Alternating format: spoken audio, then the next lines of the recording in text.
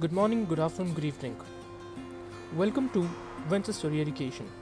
You're watching the Data Science Refresher DSR. This is the lecture 2, getting started with data science. The course name is Data Science 101. So in this particular uh, lecture, we are going to discuss about how can you launch your data science career successfully. Is it worth becoming a data scientist? We would be going through a few technical frequently asked questions. We would be having a little about data science industry outlook, and we would also be discussing with the various job roles, salary expectations, and other important briefings. So, starting today's lecture, getting started with data science. So, as you know, if you want to be a successful data scientist, you should know the various scientific methods. You should be having a little bit information about mathematics. You should be having a little information about statistics, advanced computing, also visualization. You should develop a scientist mindset, gain the domain expertise, and a knowledge about data engineering. Then only you can become a successful data scientist. So, dear students, to launch your career into the data science, the first step is to figure out what you need to learn. So in this complete series of lectures by Venture Story Education, this data science refresher series will help you learn all the important aspects of data science, and that is free of cost. So the next step is to get comfortable with Python. Python is the most important programming language that we will be using for the data science. The next step is to learn the data analysis, manipulation, and visualization with pandas. Next step would be to learn more about the machine learning with scikit-learn. Next step would be to understand the machine learning in more depth. The last step would be for mathematical requirements for data science. The three topics that consistently that they show up are calculus, linear algebra, and statistics, but more focus should be paid towards the statistics. So coming to the next slide, is it worth becoming a data scientist in 2022 or 2023? Yes, the answer is yes. There has never been a better time to become a data scientist. Today, not only the demand for skilled data scientists is thriving, but there is also a huge gap in terms of supply. More employers than ever are looking to hire data scientists. So this is the right step that you are taking in your life, and we are going to help you out to become a successful data scientist without spending a single penny. Is there a demand for data scientists? So according to McKinsey Global Institute, a study that states that the US will face a shortage of around 190,000 data scientists and around 1.5 million managers and analysts who can understand and make decisions using big data by 2018. The demand is particularly acute in India, where the technologies and tools now exist but not the skilled users. So obviously there is a demand, a huge demand. Data science is the sexiest career of 21st century. Do you need C++ for your data science?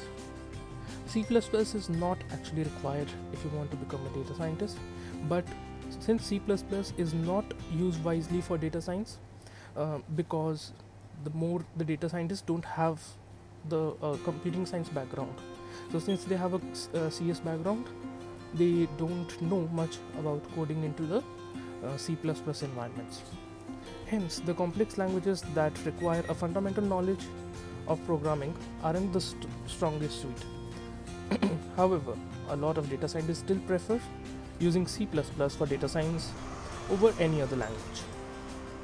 So, coming to the next part, should I learn SQL or should I learn Python first? This is the most important question that most of the data scientists who are not from the computing background, they face this particular issue a lot. So if Python is a general purpose language And SQL is also like the general purpose database if you're not looking for the data science point of view.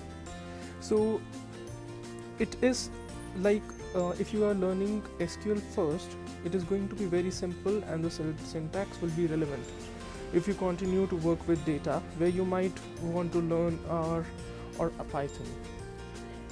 So the suggestion would be you first go with the database, that is the SQL, and then you decide according to your need and the problem that you want to solve or the project that you want to complete. So since you are if you are following the Venture Story Education's data science refresher course, so you will have to do a capstone project, and that project would be in Python. So our suggestion would be first you go for SQL, and then you go for Python or R as per your convenience. Further, my suggestion is we would also be in the link, the description. We would be providing the links for SQL and for the Python course, and also for the R course. So these, like, you can see in the description. So in a few days, the videos for the Python course and the R course and the SQL course would be released on the YouTube channel, as well as on our other platforms. So it would be easy for you to access the content instead of roaming here and there to get the information about these Python and MySQL as per your need. So coming to the next one, what can Python do that SQL cannot? Now, to answer this question, you have to understand that Python is a programming language where SQL is a query language. SQL is specifically for databases and Python is specifically for programming, for writing scripts, for automation, for analyzing data, for writing a lot of programs and codes for the web development, for the APIs, etc. So these are two different parts of the coin. Your project cannot be complete without a database, and your project cannot be complete without the Python or R or some other programming language. So these are two different sides of the coin. So it means that you cannot use SQL exclusively for programming the higher level data manipulations and transformations like regression tests, time series, etc. So you cannot do all these with SQL alone. You will have to learn Python or R to perform those kind of tasks. Python's specialized library like pandas facilitates such data analysis. So I think it answers this particular part. Coming to the next one, SQL or pandas. Now, for complex database operations, you should learn SQL, where pandas will work on the data sets that are available like data frames, CSVs or files. If you want to combine SQL and Python, then you should know SQL, as it will serve the data source for pandas. So I hope it answers this part. Coming to the next part, which is better for data science, Python or R? Now this is the most important question, whether you are going to go with Python or whether you are going to go with R. So personally, if you ask my personal experience, I would say yes, I would go for Python. But if you are passionate about the statistical calculations and data visualization portions of data analysis, R could be a good fit for you. If on the other hand you are interested in becoming a data scientist, working with big data, artificial intelligence, and deep learning algorithms, maybe neural networks, Python would be a better fit for you. So the most important technical skills, that technical data scientist skills. So here we are going to discuss about the technical data scientist skills which you should have. You should have more than these, but these are like the most important ones, and we are going to cover each of these in depth in the coming lectures. So this is lecture 2. This is just an introduction. We are just getting started with data science. So this course has been designed to cater to the needs of the students who are not from computer science backgrounds, and also who are advanced or at beginner stages in their computer science or the data science careers. So we have to take care of each of the student. If the person is very new, we have to make him comfortable with the various terminologies. We have to make the student feel welcomed into the world and the industry of data science. So we would be going through the statistical analysis and computings in the coming lectures. We would be going through machine learning, deep learning in the coming lectures. We would be processing large data sets. We would be visualizing the data, wrangling the data. We would be learning a little bit about mathematics, mostly about statistics, and we would be also diving deep into the programming. We would be also learning about the various databases and the other technologies, and we would also be doing a capstone project if you are following this particular course. So coming to the next part, can artificial intelligence replace data scientists? So imposing a threat, instead of posing a threat to the data science jobs, artificial intelligence is more likely that it will become extremely intelligent assistant to the data scientists. So which will allow them to run more complex data simulations than ever before. Analytical skills will soon be required in many more traditional roles. And so the final verdict would be artificial intelligence is seen to be more a helpful feature as compared to being a sort of a replacement for the humans. It is more considered to be an aiding function of the data science profile. So what does a data scientist do all day? So some people think that data scientists just sit and once in a blue moon they come up with the report that the CEOs do agree with or disagree with, just toss it into the bin. I've heard a lot of these cases, like where data scientists say that we created so much in-depth reports about what should be done, and when it comes to decision taking, their reports are not considered. This is like something. But it is not actually what it looks like. A data scientist's daily tasks revolve around data, which is no surprise given the job title.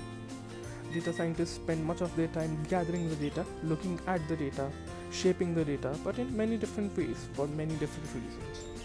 So it's more about finding deep insights and the insights that actually may contribute towards the growth and the development of the organization you are working with. So it means that if actually your reports are really crisp, and if actually the technologies with the help of artificial intelligence, machine learning, neural networks you create, so if they are really powerful, it will be a game changer for your organization, and you won't have to push it much. But if the quality of work you're not doing and or your superiors don't see the value in it, your reports are gonna get tossed. So it all depends upon an individual how you perform a particular given task in your area of expertise. Can a data scientist become a millionaire? Indeed, the answer is yes. Luckily for those of you graduating with a computer science degree, it means that you can often walk into a high-paid job from the get-go. This makes it one of the degrees that makes the most millionaire. I repeat, this degree makes most of the millionaires in the world. Software developers at Google or Facebook can make up to like $120,000 a year. A data scientist can even make more. So data science is one of the creamy layer of the blue-collar jobs that can actually transform your entire life if you are taking it seriously. So is data science a good career in 2022? So if we go back to 2021, a data scientist is the second best job in America. A quick search on LinkedIn shows around 113,000 data science positions, from Facebook and Amazon to Pfizer and Ford Motor Company. Organizations of all sizes, industries have open data science positions, which you should be eyeing at the moment. So this was all in today's lecture. I hope you liked the content today.